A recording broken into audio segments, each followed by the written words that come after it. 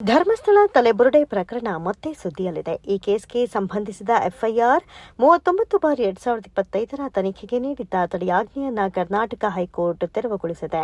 ಹೀಗಾಗಿ ಈಗ ಎಸ್ಐಟಿ ವಿಶೇಷ ತನಿಖಾ ತಂಡ ಮತ್ತೆ ಚುರುಕುಗೊಂಡಿದ್ದು, ಆರೋಪಿಗಳೆಂದು ಹೆಸರಾಗಿರುವ ಗಿರೀಶ್ ಮಟ್ಟಣ್ಣನವರ್, ಮಹೇಶ್ ಶೆಟ್ಟಿ ತಿಮ್ರೂಡಿ, ಟಿ ಜಯಂತ್ ಹಾಗೂ ವಿಠ್ಠಲಗೌಡ ಮತ್ತೊಮ್ಮೆ ವಿಚಾರಣೆಯನ್ನು ಎದುರಿಸಲಿದ್ದಾರೆ. ಇದಕ್ಕೂ ಮುಂಚೆ ಹೈಕೋರ್ಟ್ ಅಕ್ಟೋಬರ್ 30ರಂದು ತನಿಖೆಗೆ ತಾತ್ಕಾಲಿಕ ತಡೆ ನೀಡಿತ್ತು. ಆದರೆ ಇದೀಗ ನ್ಯಾಯಾಧೀಶ ಮಹಮ್ಮದ್ ನವಾಜ್ ಅವರಿದ್ದಂತಹ ಪೀಠ ಎಸ್ಐಟಿ ಮಂಡಿಸಿದ ವಾದಗಳನ್ನು ಪರಿಗಣಿಸಿ ತನಿಖೆಗೆ ಹಸಿರು ನಿಶಾನೆ ತೋರಿದೆ. ಜೊತೆಗೆ ಆರೋಪಿಗಳಿಗೆ ಕಿರುಕುಳ ನೀಡದಂತೆ ಮಧ್ಯಂತರ ಆದೇಶವನ್ನು ವಿಸ್ತರಿಸಲಾಗಿದೆ. ಇನ್ನು ಎಸ್ಐಟಿ ಪರ ವಾದ ಮಂಡಿಸಿದ ವಿಶೇಷ ಸಾರ್ವಜನಿಕ ಅಭಿಯೋಜಕ ಬಿಎನ್ ಜಗದೀಶ್ ಅವರು, ಮ್ಯಾಜಿಸ್ಟ್ರೇಟ್ ಅನುಮತಿ ಪಡೆದ ನಂತರವೇ ನಾವು ತನಿಖೆ ಮುಂದುವರಿಸಿದ್ದೇವೆ. ತನಿಖೆಯನ್ನ ಅರ್ಜಿದಾರರೇ ಮೆಚ್ಚಿಕೊಂಡಿದ್ರು. ಅದೆಲ್ಲಾ ದಾಖಲೆಗಳು ನ್ಯಾಯಾಲಯದ ಮುಂದೆ ಇವೆ ಅಂತ ತಿಳಿಸಿದ್ರು. ಇದಕ್ಕೆ ಪ್ರತಿಯಾಗಿ ಆರೋಪಿಗಳ ಪರ ವಾದಿಸಿದ ವಕೀಲ ಬಾಲನ್ ಹೇಳಿದ್ದಾರೆ, ಈ ತನಿಖೆ ಕಾನೂನು ಬಾಹಿರವಾಗಿ ನಡೆಯುತ್ತಿದೆ. ಈಗಾಗಲೇ 9 ಬಾರಿ ನೋಟಿಸ್ ನೀಡಲಾಗಿದೆ. ಆದರೆ ನಮ್ಮ ಕ್ಲೈಂಟ್ಗಳನ್ನ ಎಫ್ಐಆರ್ನಲ್ಲಿ ಆರೋಪಿಗಳೆಂದು ಹೆಸರಿಸಿಲ್ಲ. ಎಸ್ಐಟಿ ಖುದ್ದಾಗಿ ನೋಟಿಸ್ ಕೊಡದೆ ವಾಟ್ಸ್ಆಪ್ ಮತ್ತು ಇಮೇಲ್ ಮೂಲಕ ಕಳುಹಿಸಿದೆ. ಹಾಗಾಗಿ ಈ ರೀತಿ ಮಾಡಿರೋದು ಕಾನೂನು ಬಾಹಿರ. ಬಿಎನ್ಎಸ್ಎಸ್ ಸೆಕ್ಷನ್ 35(3) ಅಡಿ ಈ ರೀತಿ ನೀಡಿರುವ ಸಮನ್ಸ್ ಕಾನೂನು ಬಾಹಿರ.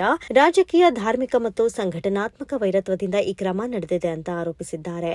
ಬಾಲನ್ ಅವರು ಮುಂದುವರೆದು, ಈ ವಿಚಾರಣೆ ಹೆಸರಿನಲ್ಲಿ ಬೆಳಗ್ಗೆಯಿಂದ ರಾತ್ರಿ ತನಕ ಕೂರಿಸ್ತಾ ಇದ್ದಾರೆ. ಈಗಾಗಲೇ 150 ಗಂಟೆಗೂ ಹೆಚ್ಚು ವಿಚಾರಣೆ ನಡೆದಿದೆ. ಮೊದಲಿಗೆ 211A ಅಡಿಯಲ್ಲಿ ಎಫ್ಐಆರ್ ದಾಖಲು ಮಾಡಿದ್ರು. ನಂತರ ಬೇರೆ ಸೆಕ್ಷನ್ಗಳನ್ನು ಸೇರಿಸಿದ್ದಾರೆ ಅಂತ ನ್ಯಾಯಾಲಯಕ್ಕೆ ವಾದಿಸಿದ್ರು. ಎಸ್ಐಟಿ ಪರ ವಾದಿಸಿದ ಜಗದೀಶ್ ಅವರು, ಅರ್ಜಿದಾರರ ಪ್ರಚೋದನೆಯ ಮೇಲೆಯೇ ಚಿನ್ನಯ್ಯ ದೂರು ನೀಡಿದ್ದಾನೆ. ನಂತರ 164 ಅಡಿ ನೀಡಿದಂತಹ ಹೇಳಿಕೆಯಲ್ಲಿ ಅವರು ನೇರವಾಗಿ ಆರೋಪಿಗಳನ್ನು ಉಲ್ಲೇಖಿಸಿದ್ದಾರೆ. ಧರ್ಮಸ್ಥಳದ 20 ಸ್ಥಳಗಳಲ್ಲಿ ಅಗೆದು ಪರಿಶೀಲನೆ ನಡೆಸಲಾಗಿದೆ. ತನಿಖೆ ಸ್ಪಷ್ಟವಾಗಿ ದಾಖಲೆ ಆಧಾರಿತವಾಗಿದೆ. 35(3) ಅಡಿ ನೋಟಿಸ್ ನೀಡಿದ ಬಳಿಕ ಕೂಡ ಅವರು ಹಾಜರಾಗಿರಲಿಲ್ಲ. ಇದೀಗ ಹೊಸದಾಗಿ ನೋಟಿಸ್ ನೀಡಲಾಗಿದೆ ಎಂದಿದ್ದಾರೆ.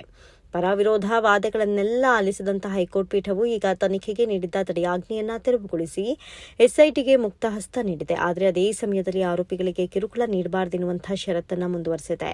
ಈ ತೀರ್ಪಿನ ಪರಿಣಾಮ ಧರ್ಮಸ್ಥಳ ತಲೆಬುರುಡೆ ಪ್ರಕರಣ ಮತ್ತೆ ವೇಗ ಪಡೆಯಲಿದ್ದು, ಎಸ್ಐಟಿ ಈಗ ತನಿಖೆ ಮುಂದುವರೆಸಿ ಆರೋಪಿಗಳಿಂದ ಮತ್ತೆ ವಿಚಾರಣೆ ನಡೆಸಲಿದೆ. ಕೇಸ್ಗೆ ಹೊಸ ತಿರುವು ಸಿಕ್ಕಂತಾಗಿದೆ.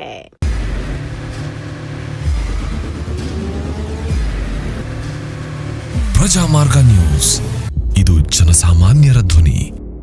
ನಮಸ್ಕಾರ. ನೀವು ನೋಡ್ತಾ ಇದ್ದೀರಾ ಪ್ರಜಾಮಾರ್ಗ ನ್ಯೂಸ್. ರಾಷ್ಟ್ರದ, ರಾಜ್ಯದ, ರಾಜಕೀಯದ ಬಗ್ಗೆ ಹೆಚ್ಚಿನ ಸಿನಿಮಾ ಅಪ್ಡೇಟ್ಗಳಿಗಾಗಿ ಫಸ್ಟ್ ಲೈಕ್ ಮಾಡಿ, ಸಬ್ಸ್ಕ್ರೈಬ್ ಆಗಿ, ಹಾಗೆ ಫಾಲೋ ಕೂಡ ಮಾಡಬೇಕು.